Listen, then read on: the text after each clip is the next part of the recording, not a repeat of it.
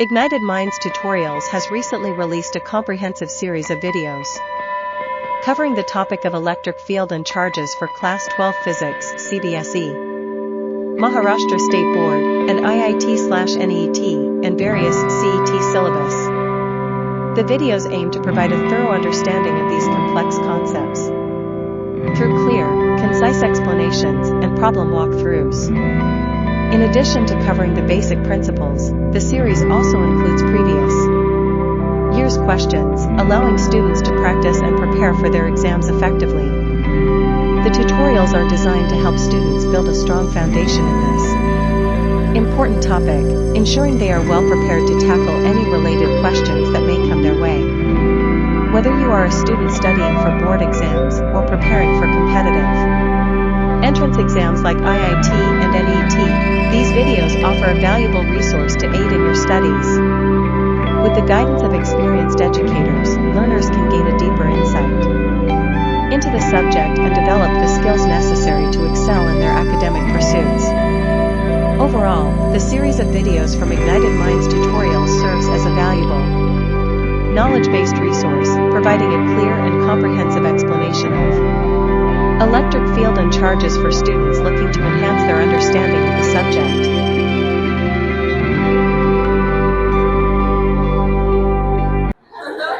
Okay यहाँ पे भाई साहब क्या है, देखो this is something that we derived yesterday. ठीक है, आपका जो परपेंडिकुलर है, ठीक है, परपेंडिकुलर और पैरेलल, ठीक है, यहाँ पे परपेंडिकुलर आपका और पैरेलल के हिसाब से आपका कितना हो गया, देखिए this is basically equal to K Q L R by cos beta minus. ये समझा है कि नहीं समझा है? क्या इसको फिर से डिराइव करूं? Are we clear to this one people? ठीक है, ओके चलिए अभी देखो यहाँ पे स्पेशल केसेस लेंगे हम। ठीक है, what are the special cases? The electric field at a point on the perpendicular bisector that is equatorial. तो यहाँ पे आपका अगर परपेंडिकुलर बाइसेक्टर पे होगा, देखो ये अगर परपेंडिकुलर बाइसेक्टर पे, इसके पहले आपने क्या देखा, देखो व्हाट हैड यू सीन, ये परपेंडिकुलर बाइसेक्टर नहीं है, it is at a random point. ये रैंडम पॉइंट है, देखो यहाँ पे इसका एंगल अल्फा हो रहा है, इसका एंगल बीटा हो रहा है। अगर इस पॉइंट को मैं शिफ्ट करके बराबर परपेंडिकुलर बाइसेक्टर पे लाऊं तो ये अल्फा और बीटा बराबर हो जाएंगे। सिंपल भाई साहब, ठीक है, you don't have to prove it, but this alpha and beta will be equal. ठीक है, so if we happen to shift this, तो लेट्स से हमने इसको थीटा मान लिया, अल्फा और बीटा तो अभी रहा नहीं, तो थीटा हो गया दोनों के लिए। ठीक है, ओके, तो आपने यहाँ पे क्या निकाला था कल, देखो अल्फा और बीटा हो गया theta. Parallel component of electric field हमने कल प्रूव किया था, क्या भाई साहब? Parallel component of electric field is K Q L R cos beta minus cos alpha. यहाँ पे क्या हो जाएगा, cos theta minus cos theta. तो ये कितना हो जाएगा भाई साहब आपका? Zero. This will become zero. इसका मतलब क्या हो जाएगा, this will be equal to पूरा आपका पैरेलल कंपोनेंट क्या हो जाएगा, मतलब यहाँ कोई कंपोनेंट बचाएगा ही नहीं।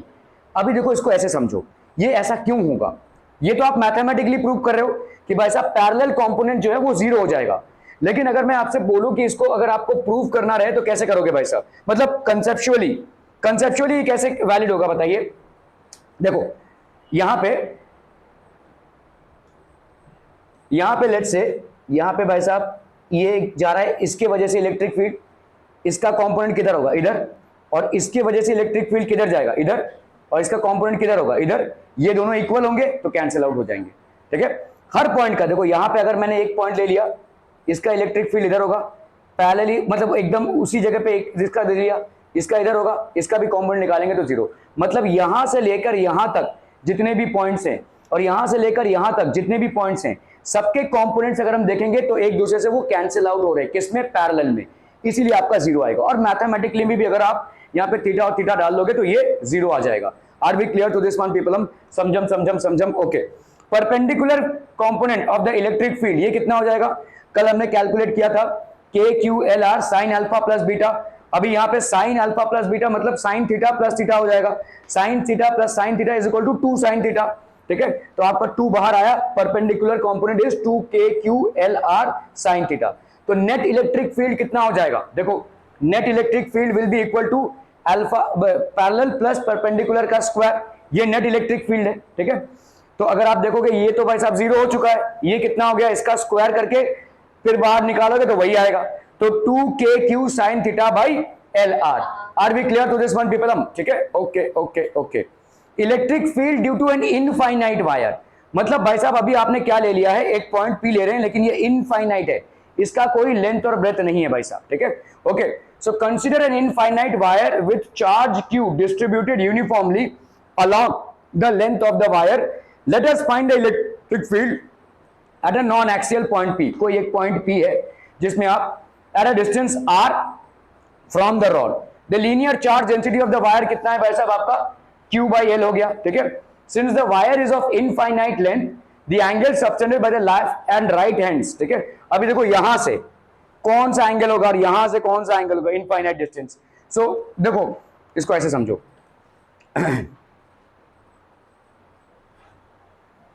अगर भाई साहब यहां पे एंगल सबटेंडेड कितना हो जाएगा, देखो लेट्स से ये एक रॉड है, ठीक है, और यहां पे कोई पॉइंट है, ठीक है, समझ में आ रहा है। ये लेट्स से तुम्हारा है एक एंगल, लेट्स से थीटा है, और यहां से भी कितना है तुम्हारा थीटा है, ठीक है। अभी मैंने थोड़ा सा और बढ़ा दिया इसको, तो ये भाई साहब क्या हो जाएगा, और बढ़ेगा थीटा 1, ये कितना हो जाएगा थीटा 2, ठीक है, और बढ़ा रहा हूँ भाई साहब मैं, ठीक है भाई साहब, ये कितना हो जाएगा थीटा 3, मतलब और ज़्यादा बढ़ता जाएगा। अगर ये इनफाइनाइट हो गया बच्चा पार्टी, तो मैक्सिमम कितना लेंथ हो सकता है इसका, कितना हो जाएगा भाई साहब, this will be almost 90 degrees.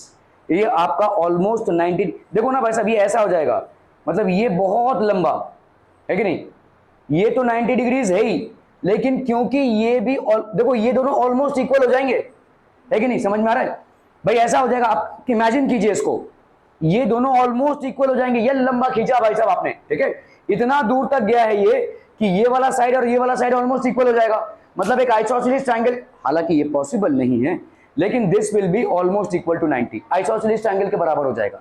क्या ये समझ में आ रहा है? तो जैसे ही आप इनफाइनाइट लेंथ लेते हो, तो ये वाला जो एंगल है ये ऑलमोस्ट 90 हो जाएगा, और ये वाला भी एंगल ऑलमोस्ट 90 हो जाएगा, मतलब थीटा की वैल्यू या अल्फा बीटा की वैल्यू आपकी 90 हो जाएगी, 90 इंच।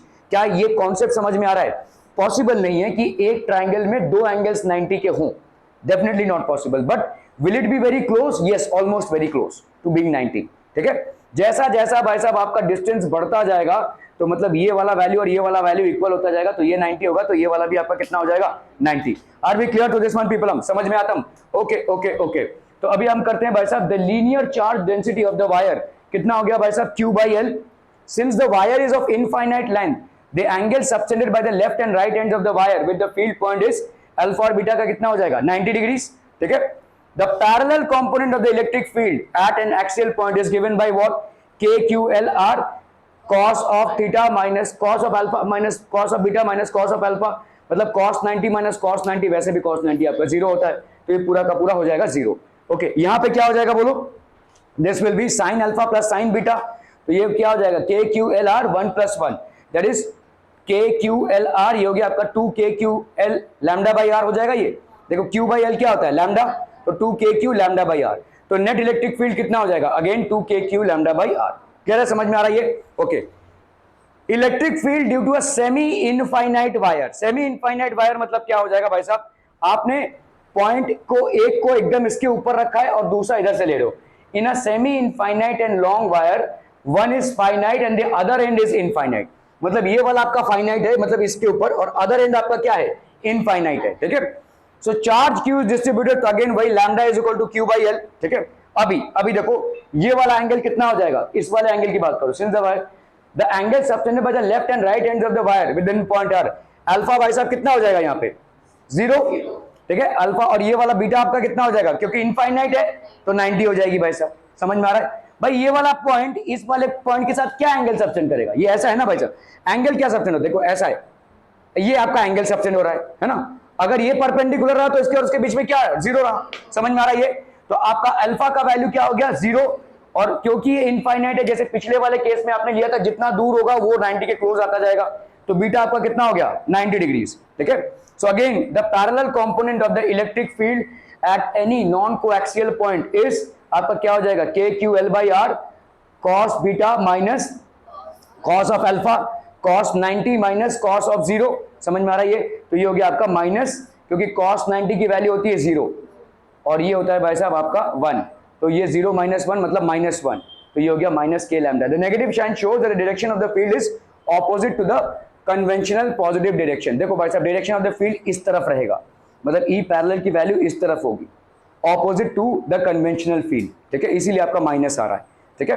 ओके, इधर क्या आ जाएगा भाई साहब, साइन 0 प्लस साइन 90, तो K Q L are 0 plus 1, तो ये हो गया आपका K lambda by R. The net electric field is given by under root 2 K lambda by R, ठीक है। Okay, electric field at the centre of a uniformly charge ring.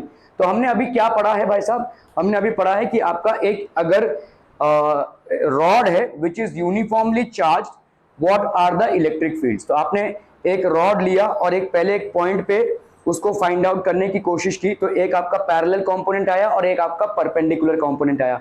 जो आपका resultant component होगा वो under root of parallel component plus perpendicular component का square होगा, ठीक। तो हमने फिर क्या किया भाई साहब, एक आपने मिड पॉइंट पे ले लिया, मिड पॉइंट पे आप एक वैल्यू फाइंड आउट कर रहे हो, फिर आपने क्या किया भाई साहब, इसको इनफाइनाइट कर दिया, इनफाइनाइट में अल्फा और बीटा की वैल्यू हो जाएगी 90, फिर आपने क्या किया, सेमी इनफाइनाइट किया, मतलब इसको यहाँ पे रखा, मतलब ये वैल्यू हो गई आपके, अल्फा की वैल्यू हो गई 0 लेकिन बीटा की वैल्यू 90 हो गई। तो 3 केसेस आपने देखे, ठीक है। Okay, now we are going to consider what, the electric field at the centre of a uniformly charge ring. एक चार्ज रिंग है, इसके सेंटर में क्या इलेक्ट्रिक फील्ड होगा। देखो भाई साहब, देखो इसके लिए डीई, इधर एक कोई पॉइंट ले लो यहाँ पे डी क्यू, इसके वजह से ये पॉजिटिव चार्ज है तो इलेक्ट्रिक फील्ड किस तरफ, इस तरफ। सेम यहाँ पे डी क्यू चार्ज है, इसके वजह से कितना है, डी इस तरफ। तो हर एक पॉइंट का एक कॉरेस्पॉन्डिंग पॉइंट ऐसे कैंसिल आउट करता रहेगा। पूरे स्फीयर में आपके डी क्यू डिस्ट्रीब्यूटेड है, तो हर एक डी क्यू का एक ऐसा कॉरेस्पॉन्डिंग डी क्यू होगा ही होगा जो उसको कैंसिल आउट करे। तो दोनों भी इलेक्ट्रिक फील्ड क्या हो रहे हैं, कैंसिल आउट हो रहे हैं। तो इसका मतलब सेंटर पे कितना हो जाएगा, इलेक्ट्रिक फील्ड 0 हो जाएगा, ठीक है। सेंटर पे इलेक्ट्रिक फील्ड 0 हो जाएगा। Consider ring of radius r and charge q which is uniformly distributed along the length of a wire. Let us consider a small element of charge dq on the ring and an electric field dE on the center due to its charge. तो आपका भाई साहब dE at the center due to its charge हो गया, ठीक है। dE at the center due to its charge. On the contrary, to the small element of charge dq there exists another element of charge dq diametrically opposite. Cancel out हो गया भाई साहब। तो इसका मतलब अगर कोई स्फेरिकल सेल है और उसमें चार्ज यूनिफॉर्मली डिस्ट्रीब्यूटेड है तो उसके सेंटर पे चार्ज कितना हो जाएगा, ये इलेक्ट्रिक फील्ड 0। आपने सुना होगा जब बरसात होती है और जब ये लाइटनिंग या थंडरस्टॉर्म होते हैं तो इसमें एक, अगर आप गाड़ी चला रहे होंगे ना, मतलब 4 व्हीलर, तो उसमें बैठे रहिए, मूव करने की जरूरत नहीं है, क्योंकि मूव करेंगे तो पेड़ कहीं पे गिरेगा, तो रास्ते में अगर आप खड़े हैं तो स्टॉप इट। अगर आपके ऊपर बिजली गिरता भी है तो भी कुछ नहीं होगा, क्यों, क्योंकि ये जो गाड़ी है ये एक स्फेरिकल सेल की तरह बिहेव करेगा। जैसे ही भाई साहब इसके ऊपर इलेक्ट्रिसिटी गई तो ये पूरा स्फेरा फैल जाएगा, लेकिन आप सेंटर में हैं, आपको कुछ नहीं होगा। इट विल क्योंकि आपके ऊपर इलेक्ट्रिक फील्ड 0 है, ठीक है, और अल्टीमेटली वो भाई साहब अर्थ में चला जाएगा। So you will be safe inside a vehicle. That is one reason why it is said that be inside the vehicle, don't go out अगर आप जाएंगे तो आपके ऊपर गिर सकता है, लेकिन अगर गाड़ी के ऊपर गिरता है यू विल बी सेफ। ये कॉन्सेप्ट यही है, देखो कि अगर एक स्फेरिकल सेल में आपने यूनिफॉर्मली इसको चार्ज किया हुआ है तो सेंटर में इलेक्ट्रिक फील्ड उसका 0 होगा। In a spherical cell the centre electric field will be 0। Are we clear on this one people? Okay, any question? Some derivation फिर से चाहिए? नॉट रिक्वायर्ड, अंडरस्टूड है? ओके।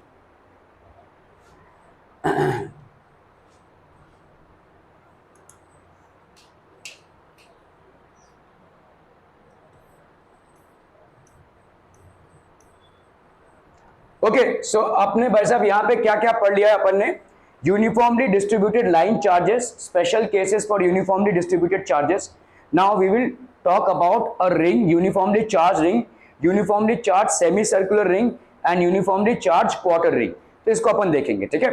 ओके, इलेक्ट्रिक, तो आपने देखा कि रिंग के या किसी स्फीयर के अंदर जाओगे तो इलेक्ट्रिक फील्ड 0 मिलेगा, लेकिन भाई साहब बाहर भी तो हो सकता है। तो समझ लो ये रिंग है कोई, ठीक है, this is basically a ring.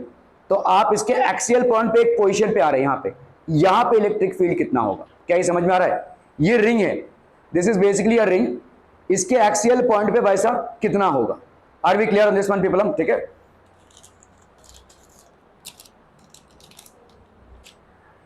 हाँ गुड, ठीक है। सो आपका अगर रिंग है तो this is basically a ring, ठीक है, ये चार्ज है, आपके सेंटर पे यहाँ पे कितना होगा? Electric field 0। लेकिन क्या अब यहाँ पे इसका एक्सिस है, समझो यहाँ पे इसका एक्सिस है, इस पॉइंट पे भी जीरो होगा? नो। देखो यहाँ पे क्या होगा, देखो ये सारे जितने भी पॉइंट्स हैं ये क्या कर रहे हैं, यहाँ पे एक रिजल्टेंट इलेक्ट्रिक फील्ड क्रिएट करेंगे। समझ में आ रहा है ये? और क्या होगा, माइंड चलना चाहिए भाई साहब, बताइए। ये सारे इलेक्ट्रिक फील्ड यहाँ पे क्रिएट कर रहे हैं, इनका ये जो इलेक्ट्रिक फील्ड ऐसे आ रहा है, इसका कंपोनेंट इधर और इधर, तो ऊपर और नीचे वाले कंपोनेंट सब कैंसिल हो जाएंगे, लेकिन ये वाले कंपोनेंट सब ऐड होते रहेंगे। समझ में आ रहा है? तो लेट्स से ये आपका एक इलेक्ट्रिक फील्ड है, ये ऐसे जा रहा है, इसका भाई साहब नीचे का कंपोनेंट और एक इधर वाला कंपोनेंट, तो परपेंडिकुलर कंपोनेंट इसका ये हो गया, लेकिन इसके कॉरेस्पॉन्डिंगली ऐसा जा रहा है, तो इसका एक परपेंडिकुलर कंपोनेंट और ऐसा कंपोनेंट, ये परपेंडिकुलर वाला कंपोनेंट इधर और इसका इधर, ये दोनों कैंसिल हो जाएंगे, लेकिन सारे पॉइंट्स के जो ई कॉस थीटा वाला कंपोनेंट है या पैरेलल कंपोनेंट है वो ऐड होता जाएगा। तो आपका एक रिजल्टेंट इलेक्ट्रिक फील्ड आएगा जो इस तरफ होगा, ऊपर और नीचे नहीं होगा। समझ में आ रहा है? Thank you. क्लियर है? Are we clear on this one people? ठीक है। So consider a circular ring. अभी इसमें भाई साहब आपका चार्ज स्प्रेड आउट है, ठीक है। तो लेट्स से ये आपने एक पॉइंट ले लिया डी क्यू चार्ज। तो कुछ खोया खोया रहता है फिजिक्स के टाइम पे। हाँ बोल, कुछ कंफ्यूजन है? ओके, डी क्यू चार्ज है, डी एक्स लेंथ, ठीक है। यहां पे बताओ, अभी अगेन देखो यहाँ पे चार्ज डेंसिटी कितनी हो जाएगी, बोलो बोलो बोलो, चार्ज डेंसिटी कितनी हो जाएगी? भाभी ट्राई करो, चार्ज डेंसिटी कितनी हो जाएगी? हर बार चार्ज डेंसिटी से आप एनकाउंटर करेंगे। ये एक रिंग है, रिंग, स्फीयर नहीं है, रिंग है, तो मतलब आपका चार्ज किस में डिस्ट्रीब्यूटेड है? अलोंग द रिंग, और रिंग का क्या होता है? 2 पाई आर, तो एल यहां पे कितना हो जाएगा? 2 पाई आर। समझ में आ रहा है? तो ये जो क्यू चार्ज आपने दिया है, this will B along the ring, ठीक है।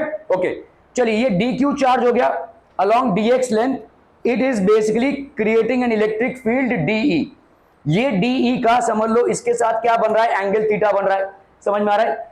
किसके साथ? आपके एक्सिस के साथ। जैसे मैंने इनको दिखाया, इनके चूड़ी के इधर जो था ये एक्सियल पॉइंट हो गया, ये एक्सिस है, इस एक्सिस के साथ ये डीई कितना बना रहा है? Angle theta. समझ में आ रहा है? तो ये डीई का कितना हो जाएगा? डी कॉस थीटा, और इसका नीचे वाला कितना होगा? D sine theta. अभी अभी अभी देखो भाई साहब यहां पे क्या हो जाएगा,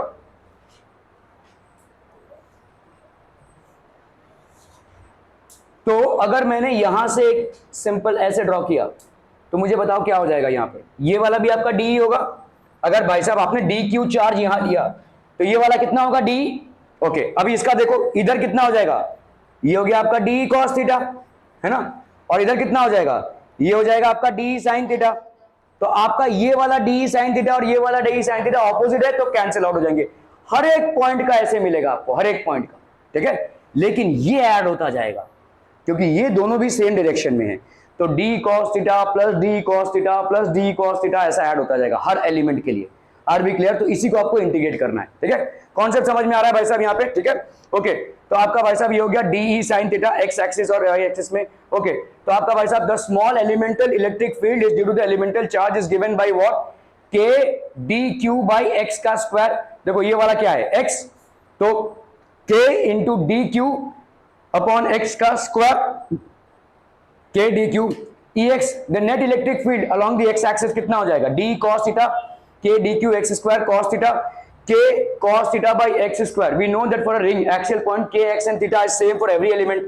भाई साहब यहाँ पे देखो बहुत ध्यान से, ये थीटा आपका कांस्टेंट होगा क्योंकि हर एक, देखो ये चूड़ी है तो हर एक एंगल जो है वो थीटा का ही होगा। ऐसा नहीं है कि इसका थीटा होगा, इसका थीटा 1 होगा, इसका थीटा 2। तुम देखो ना, ये ऐसा है, देखो ये चूड़ी है भाई साहब और ऐसे देख रहे हो, तो ये पॉइंट जो है हर एक एंगल थीटा होगा, हर एक एंगल सेम होगा, ठीक है। एक्सियल पॉइंट पे थीटा ही होगा। तो आपके लिए यहाँ पे थीटा एक वेरिएबल फैक्टर नहीं हुआ, एक कांस्टेंट हो गया। तो cos थीटा ले लो, sin थीटा ले लो, सब आपके कांस्टेंट हो जाएंगे। तो इसका मतलब k cos थीटा और x भी आपका, x क्या है भाई साहब? इस पॉइंट का हर एक पॉइंट से डिस्टेंस। देखो इमेजिन करो ये चूड़ी है, यहाँ पे एक्सियल पॉइंट पे आपने लिया हुआ है, इसका हर एक पॉइंट से डिस्टेंस कितना होगा? x ही होगा, ठीक है। सो x is also a constant, although it is differentiable but it is still a constant. तो इसमें आपका k D Q by X square cos theta में, ठीक है, आपका सब का सब कांस्टेंट हो गया। तो k cos theta X square ये सब बाहर आ गया और बचा क्या यहाँ पे आपका भाई साहब? डी क्यू, ठीक है। ओके, अभी देखो यहाँ पे एक्सटर्नल, तो यहाँ पे आपका कितना आ गया? k डी क्यू को अगर आप इंटीग्रेट करोगे, ध्यान दो इंटीग्रेशन मतलब क्या होता है? ओके, तो छोटे छोटे पार्ट्स में आप ऐड कर रहे हो, पूरे चूड़ी में D Q D Q D Q D Q D Q D Q D Q add करते जाओगे तो कितना आएगा? टोटल चार्ज क्यू, आप बोलोगे ये फॉर्मूले से कैसे आया, लेकिन समेशन है भाई साहब, ठीक है, इंटीग्रेशन मतलब समेशन। तो ये हो गया आपका capital K Q cos theta by X square. Now from the figure अगर आप देखोगे भाई साहब यहाँ पे कॉस थीटा की वैल्यू बच्चा पार्टी क्या है, base upon hypotenuse that is R by X, ठीक है। तो कॉस थीटा को अपन क्या लिख सकते हैं, आर बाई एक्स लिख सकते हैं। चलिए भाई साहब इधर लिख दीजिए, ठीक है। कॉस थीटा की जगह पे आपने भाई साहब लिख दिया यहाँ पे आर बाई एक्स, और एक्स क्या है भाई साहब, ध्यान दो ना, पाइथागोरस थ्योरम लगा दो। यहाँ पे आर कॉस थीटा हो गया कितना, आर बाई एक्स, लेकिन ये आर ये एक्स है और ये आर है, ठीक है। तो अपन यहाँ पे क्या लगा सकते हैं, आर का ये X square is equal to R square plus are square, समझ में आ रहा है। This X square is equal to capital R का स्क्वायर प्लस स्मॉल आर का स्क्वायर, ठीक है, ओके। तो अपन यहाँ पे क्या लिख सकते हैं भाई साहब, this will be cos theta is equal to R by X, और यहाँ पे r by under root of R square plus X square, ठीक है। तो अपन यहाँ पे क्या लिख सकते हैं, के क्यू इस कॉस थीटा की जगह पे लिखेंगे r by R square plus are square by substituting the value of cos theta in the equation. तो यहाँ पे क्या हो जाएगा बोलो, K Q R by X, K Q R by X मतलब ये हो गया x का क्यूब, ठीक है। तो K Q R square plus are square 3/2 हो जाएगा, ये समझ में आ रहा है, ये 3/2, okay okay. So also the net electric field along the Y axis, ये कितना हो जाएगा, 0। वाई एक्सिस में क्यों, क्योंकि ऊपर वाले नीचे वाले सबके साथ कैंसिल आउट हो जाएंगे। देखो ऊपर नीचे और साइड में भी होगा, साइड में ऐसे होगा और इधर ऐसे होगा, वो भी कैंसिल आउट हो जाएगा, ठीक है, okay. So the linear charge density of the ring, linear charge density जैसे आपने देखा रॉड का क्या होता है, Q बाई एल, तो यहां पे क्या हो जाएगा, Q बाई 2 पाई आर, ठीक है। By substituting this value 2 pi K lambda R square plus are square 3/2, ये सारे वैल्यूज आपको याद नहीं रहने वाले हैं। डेरिवेशन को समझिए भाई साहब, डेरिवेशन को समझेंगे सो you will never face a problem, ठीक है, ओके। अगर भाई साहब आपका आर जो है वो आर से बहुत ज्यादा हुआ, मतलब समझ में आ रहा है, ये वाला जो आर है ये आपके आर से बहुत ज्यादा हुआ, मतलब ये आपका चूड़ी है देखो, और ये बहुत दूर है, ठीक है, it is actually very far, तो आप इस आर को नेग्लेक्ट कर सकते हैं। So what will you get बच्चा पार्टी हियर, ठीक है, व्हाट विल यू गेट बच्चा पार्टी here, it will be R square, तो कैंसिल हो जाएगा, आर क्यूब आ जाएगा, ऊपर एक आर है तो वो आर और ये आर क्यूब का एक आर का, तो आर स्क्वायर हो जाएगा ये, ठीक है। तो this will be how much, K Q by के क्यू और लैम्डा की जगह पे ये आपका आर स्क्वायर हो गया।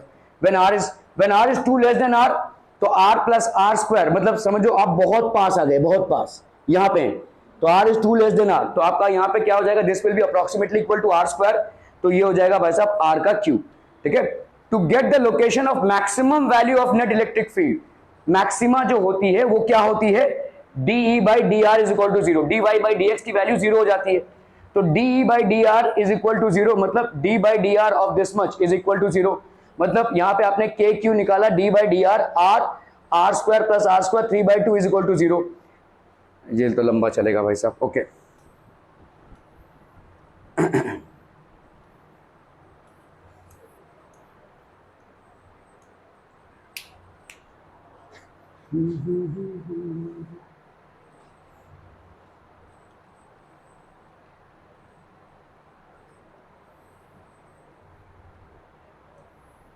अरे क्या हो रहा है,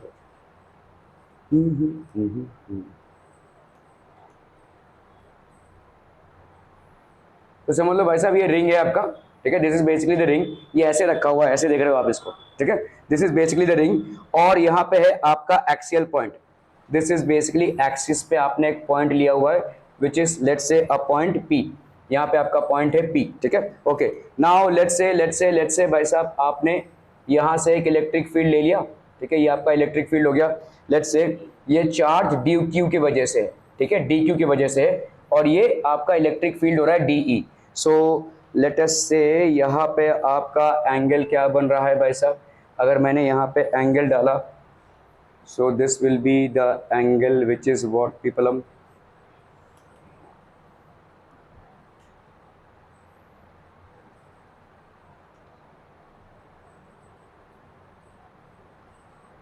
ठीक है, ये आपका एंगल बन रहा है, देखो ये वाला कितना हो गया भाई साहब, this will be how much, let's say ये अगर थीटा है तो ये वाला भी आपका थीटा हो गया, तो इसको अपन क्या लिख सकते हैं बोलो, DE cos theta, DE sin theta, ठीक है। अभी DE sin थीटा जो है पूरा कैंसिल हो जाएगा, तो सिर्फ और सिर्फ आपका क्या एग्जिस्ट करेगा, net electric field will be equal to DE cos theta के वजह से ही करेगा, ठीक है, ई पैरेलल और यही एग्जिस्ट करेगा।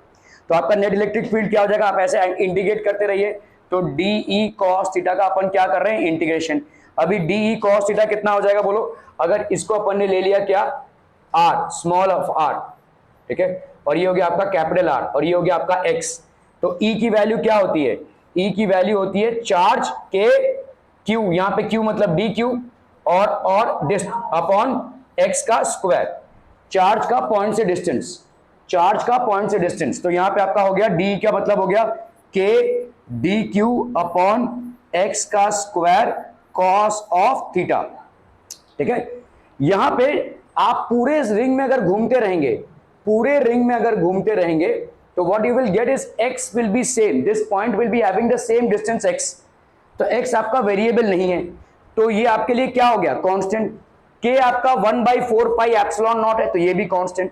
dq जो है वो वेरी कर सकता है डिपेंडिंग अपॉन क्या ले रहे हैं। अभी cos थीटा जो है, हर एक पॉइंट यहां पे देखो, हर एक पॉइंट जो है इस चूड़ी में इस पॉइंट के साथ सेम एंगल बनाएगा थीटा, ऐसा है देखो, ये ऐसे खींच रहे भाई साहब, तो हर एक पॉइंट का एंगल इस एक्सियल पॉइंट से थीटा ही होगा। सो इसका मतलब के एक्स स्क्वायर और कॉस थीटा ये सब के सब कांस्टेंट हो गए, और कांस्टेंट कभी भी डिफरेंशिएशन या इंटीग्रेशन के बाहर होता है। तो यहां पे हो गया आपका के cos theta by X square, और अंदर क्या हो गया बच्चा party, D Q. D Q का इंटीग्रेशन आपको दे देगा क्यू, टोटल चार्ज, ठीक है, दैट इज कैपिटल क्यू, के cos theta by X square into आपका टोटल चार्ज हो गया क्यू, ठीक है। ये हो गया क्या भाई साहब, आपका रिजल्टेंट इलेक्ट्रिक फील्ड। यहां पे पैरेलल और परपेंडिकुलर की बात अपन नहीं कर रहे हैं, यहां पे आप रिजल्टेंट इलेक्ट्रिक फील्ड की बात कर रहे हैं।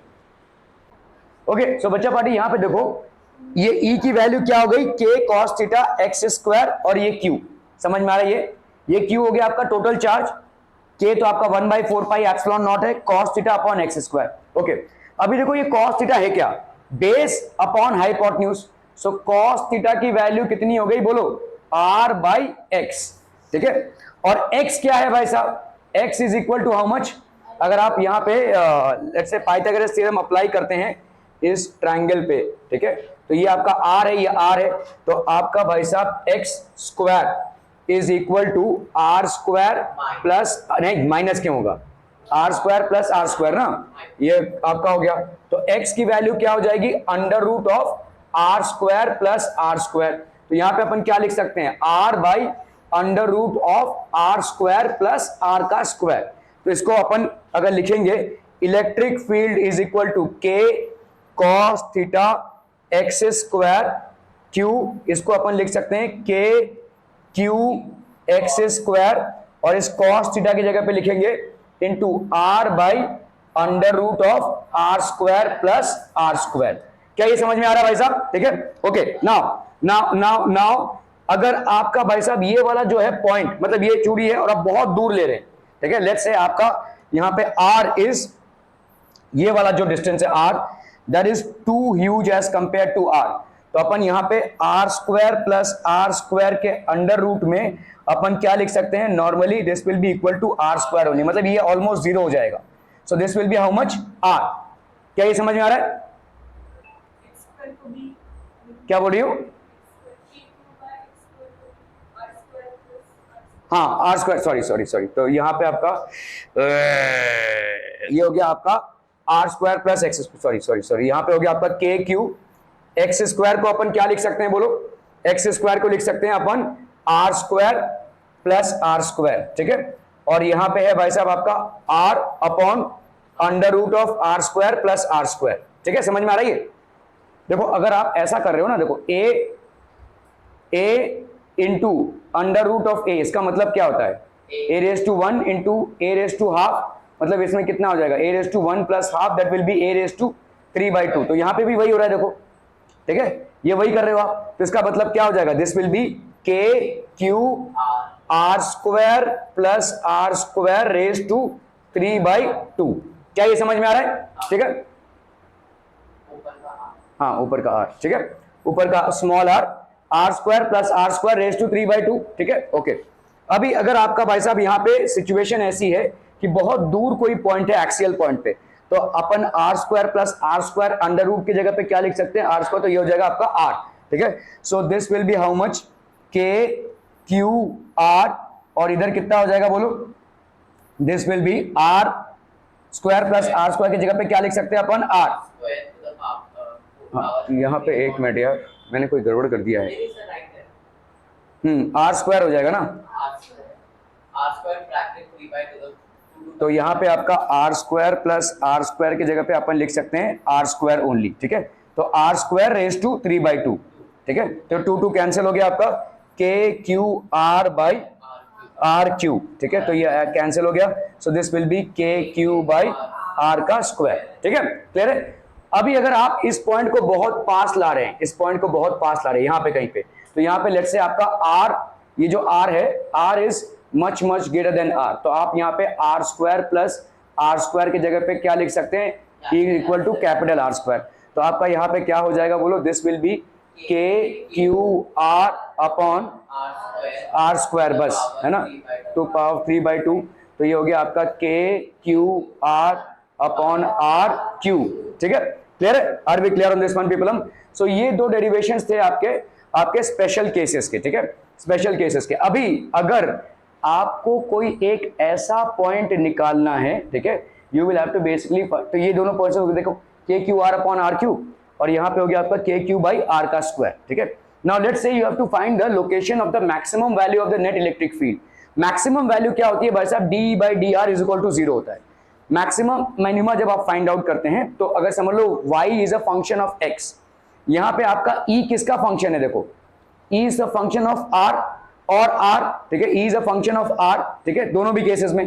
तो आप यहाँ पे क्या करेंगे, d बाई डी आर आपकी 0 पुट करेंगे, d बाई डी आर आपकी 0 पुट करेंगे, मतलब K Q R square by R square under 3/2 is equal to 0।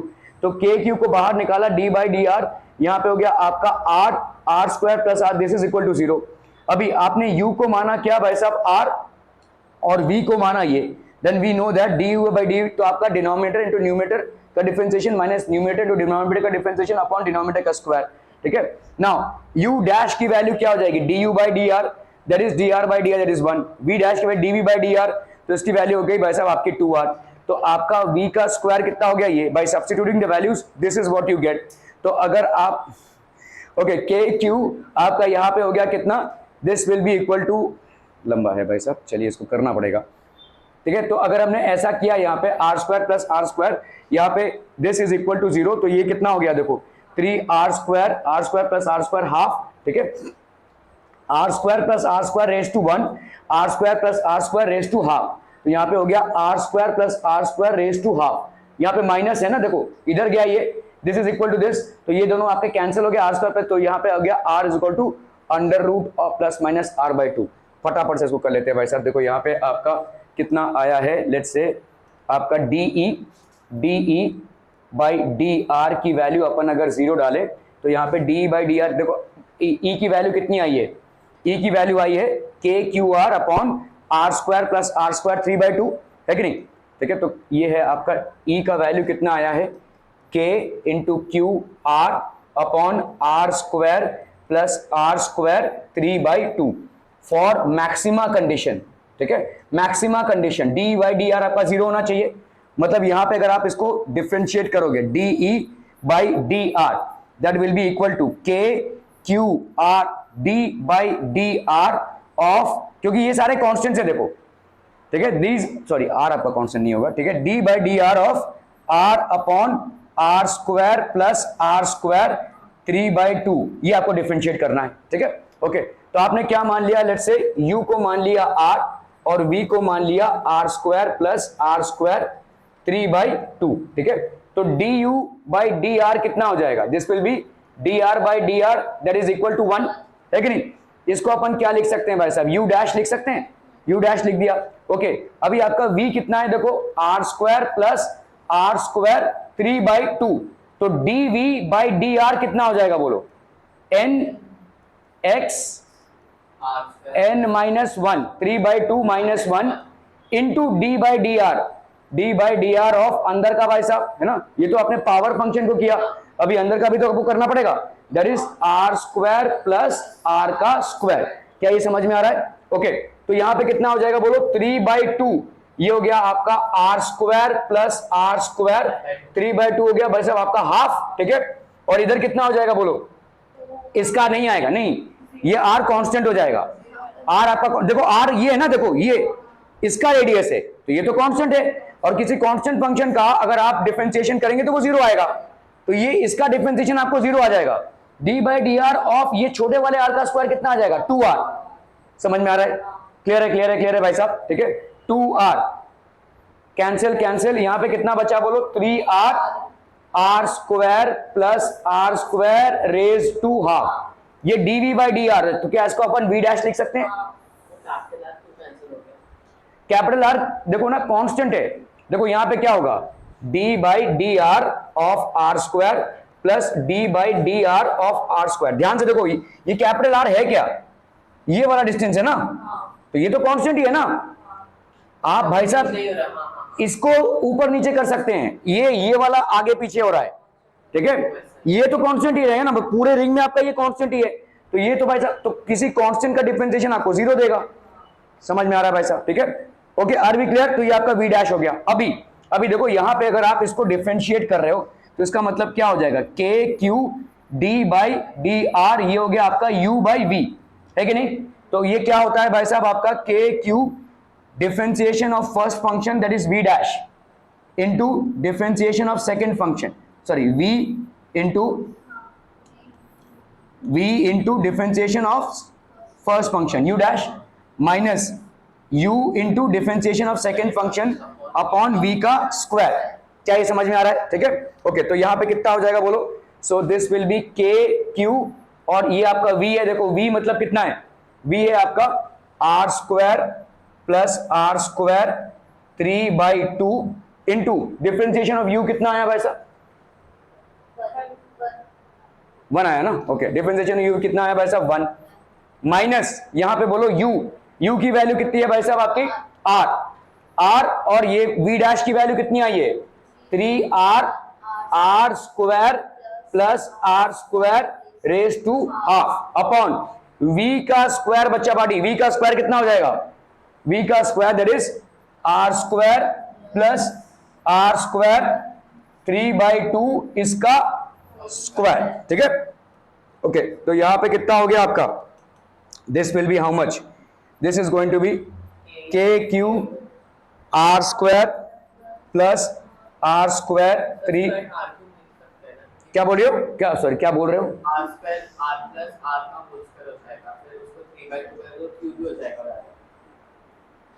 क्यों r प्लस r वो स्क्वायर है तो वो होल स्क्वायर हो जाएगा, पर यहां पे r square plus r square कैसे होल स्क्वायर हो जाएगा, स्क्वायर है तो अरे क्या कुछ भी पका रहा है तू, अरे भाई साहब देख a प्लस b का होल स्क्वायर क्या होता है a square plus b square plus 2ab होता है ना, क्या ये और ये बराबर है, नहीं ना भाई साहब, यहाँ पे 2ab लिख रहा है ना, तो r square plus r square को तुम ये नहीं लिख सकते r प्लस r का होल स्क्वायर, नो ये नहीं होगा, ये बोल रहे हो ना तुम, ये नहीं होगा, यहाँ पे 2ab का भाई साहब एक फैक्टर आ रहा है जो तुम इग्नोर कर रहे हो, ओके। तो ये हो गया आपका कितना भाई साहब 3r का square r square plus r square, ये हो गया हाफ, ठीक है।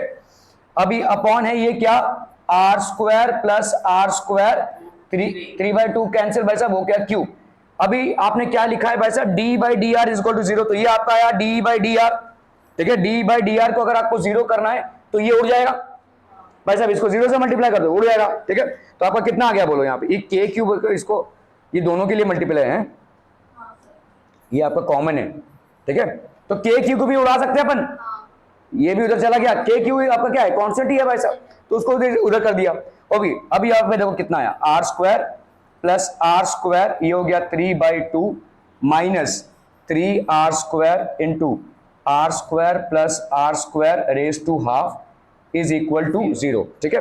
अभी आप यहाँ पे कर लो भाई साहब, यहाँ पे r square plus r square, ये हो गया आपका 3/2 is equal to 3r square into r square plus r square raise to half, 3/2 और हाफ मतलब यहाँ पे क्या हो जाएगा 3/2 माइनस 1/2 कितना आ जाएगा 2/2 दैट इज 1, समझ में आ रहा है। इससे यहाँ तक जाने के लिए एक बार आप मल्टीप्लाई करेंगे, तो अगर मैं यहाँ पे कैंसिलम करूँ, देखो r square plus r square by 3/2 upon R square plus are square half, ठीक है। तो यहाँ पे कितना हो जाएगा, ये कैंसिल, हम यहाँ पे कितना आएगा बोलो, 1 आएगा, मतलब r square plus are square आ जाएगा। अरे भाई साहब देखो, a by m raise to a by n, ये कितना होता है, a raise to m minus n, तो 3/2 माइनस 1/2 कितना आ जाएगा, 2/2 दैट इज 1। तो यहाँ पे कितना आ गया, अगर मैंने इसको कैंसिल आउट किया तो यहाँ पे एक बच जाएगा। क्या ये समझ में आ रहा है, ठीक है। तो ये हो गया आपका are square plus are square is equal to 3r square. So ये हो गया 2r square is equal to r square. तो r की वैल्यू क्या हो जाएगी, r स्क्वायर बाई 2। तो यहाँ पे r की वैल्यू हो जाएगी r बाई √2, r बाई √2। क्या ये समझ में आ रहा है भाई साहब, ठीक है। तो हाँ, प्लस माइनस में हो जाएगा, प्लस माइनस में हो जाएगा, मतलब कैसा होगा, देखो यहाँ पे ये जो r आप ले रहे हो, ठीक है, ये इधर भी और इधर भी, समझ में आ रहा है। तो एक में आपने पॉजिटिव ले लिया, एक में आपने नेगेटिव ले लिया, ठीक है। मतलब ये जो r की वैल्यू है, जब आपने यहाँ पे r बाई √2 प्लस में लिया या माइनस r बाई √2 लिया, तो ये दोनों भी पॉइंट्स में आपका इलेक्ट्रिक फील्ड मैक्सिमम हो जाएगा। क्या ये समझ में आ रहा है भाई साहब, ठीक है। So this is the derivation for maximum electric field, ठीक है। सो r is equal two plus minus r/2। तो आपका ये रिंग है, रिंग में से ये लाइन जा रही है, यहाँ पे प्लस लिया है आपने, यहाँ पे माइनस, तो ये वाला डिस्टेंस कितना हो गया, प्लस r/2, ये वाला डिस्टेंस कितना हो गया, माइनस r/2। मेरा आपसे ये सुझाव है, जो भी डेरिवेशंस आपने यहाँ पे किए हैं, इसको जरा घर पे जाकर कीजिए। आप 2-3 बार करेंगे तो आप फ्लुएंट हो जाएंगे इस डेरिवेशन से, ठीक है। ओके, सो आपका भाई साहब यहाँ पे अगर आप देखोगे E will be maximum when R plus minus. तो अगर आप, मैं इसको प्लॉट करूं, तो देखो प्लॉट करूं अगर मैं, तो R बाई √2 के लिए ये पॉजिटिव मैक्सिमम और R बाई √2 के लिए ये नेगेटिव वे में मैक्सिमम। समझ में आ रहा है ये, वैसा प्लॉट करो ना इधर, ठीक है। तो आपका मैक्सिमम वैल्यू कब होगा, R बाई √2 पे। अगर आपने E को प्लॉट किया है किसके साथ, R के साथ, तो यहाँ पे R बाई √2 के लिए मैक्सिमम और R बाई √2 के लिए इधर मैक्सिमम। क्या ये समझ में आ रहा है भाई साहब, ठीक है। ये सारे डेरिवेशंस भाई साहब प्लीज घर पे जाकर प्रैक्टिस करो, ठीक है। ओके, चलिए आपका E okay, M and N are these 2 points, ठीक है, where the electric field due to ring is maximum. तो आपका समझ लो M और N है, तो एक को पॉजिटिव लिया, एक को नेगेटिव लिया है, एक को R बाई √2 लिया है, तो दूसरे को आपने क्या लिया हुआ है, माइनस R बाई √2 लिया हुआ है, ठीक है। Okay, where the electric field due to ring is maximum by substituting the magnitude of R in the equation। तो आपका देखो क्या था, KQR upon R square plus R square 3/2, यही था ना फॉर्मूला, है ना। तो इसको अगर आप करोगे तो कितना आ जाएगा, देखो E मैक्सिमम QKQ। अरे भाई साहब देखो यहाँ पे क्या है, देखो यहाँ पे क्या था आपका जो D, देखो R की वैल्यू क्या है मैक्सिमम पे, प्लस माइनस R बाई √2, ठीक है। अभी यहां पे आओ, देखो आपका इलेक्ट्रिक फील्ड कितना आया था, ए बाबा कितना आया था भाई साहब, ये वाला ना, KQ, नहीं ये नहीं, ये वाला ना, हाँ ठीक है। ओके, चलिए भाई साहब आपका इलेक्ट्रिक फील्ड कितना आया था भाई साहब, the electric field was how much, electric field was KQR by R square plus R square 3/2। समझ में आ रहा है ये, ठीक है। अभी आपने R का मैक्सिमम वैल्यू क्या निकाला भाई साहब, मतलब इलेक्ट्रिक फील्ड का maximum value when R is equal two plus minus R by √2, ठीक है। तो R स्क्वायर की वैल्यू क्या होगी, R स्क्वायर बाई 2।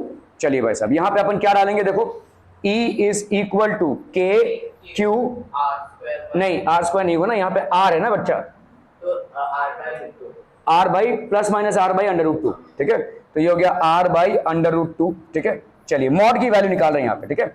ओके, और क्या हो जाएगा बोलो, यहाँ पे R square plus R square by 2 और यहाँ पे हो गया आपका 3/2। सो this will be how much, KQR by √2 upon यहाँ पे कितना हो गया 2R स्क्वायर प्लस 3 हो गया आपका 3R स्क्वायर बाई 2 और ये हो गया 3/2, ठीक है।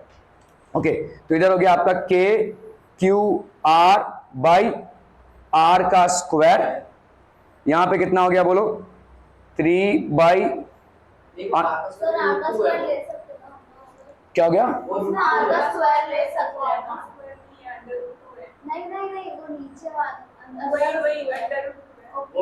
नहीं ले सकते ना, नहीं सर पापा KQR बाय R स्क्वायर वो √2 है, हाँ √2 ना, अच्छा ठीक है, तो यहाँ पे आपका के क्यू ये √2 है ना, √2 ओके। यहाँ पे कितना हो गया भाई साहब आपका √3, ऊपर गया भाई साहब आपका √2, समझ में आ रहा है, इसका √3 और इसका √2 ऊपर गया आपका कितना, क्या आप यहाँ पे लिख दो भाई साहब √2, ठीक है। इधर कितना बचा बोलो, r² इंटू 3/2, नहीं यार √2 कहाँ होगा, ये 2√2 होगा, 3/2 है ना, तो 2√2 होगा, 3√3 होगा। देखो ना, देखो 3/2 मतलब क्या होगा, 3 इंटू 3 है ना, तभी तो जगह 3/2 होगा, तो 3√3 और वैसे 2√2, ठीक है ओके। ये हो गया आपका इंटू r का स्क्वायर मतलब ये r, ये 2 और 2 कट गया तो ये हो गया आपका r का क्यूब, ये वाला r और ये कैंसिल तो ये हो गया r², ये वाला √2 और ये वाला √2 कैंसिल, तो आपका कितना आ गया बोलो यहाँ पे, k³/3 √3r, क्या ये हाँ 2k³/3 √3r, ये हो जाएगा आपका इलेक्ट्रिक फील्ड। क्या ये मामला समझ में आ रहा है बच्चा पार्टी, ठीक है। तो ये डेरिवेशन में आपको भेज दूंगा, प्लीज जरा इसको देखिएगा, ठीक है। देखो 2k³/3 √3r का स्क्वायर, वो r और r आपका कैंसिल हो गया, ठीक है। तो ये this is basically very very important, we will do this tomorrow, but यहां तक जो भी मैं डेरिवेशन भेजूंगा कम से कम ये सारे डेरिवेशन 2-3 बार प्रैक्टिस करो, ये कुछ भी आपको याद नहीं रहेगा, nothing is going to stay in your brains for ever until unless you derive it, ठीक है। डेरिवेशन करने में 1-2 मिनट से ज्यादा नहीं जाएगा, if you are too fluent with it फटफट हो भी जाएगा और आप कोई भी सवाल भाई साहब आप खिसका सकते हो, ठीक है, क्लियर है, okay. Thank you so much for your valuable time.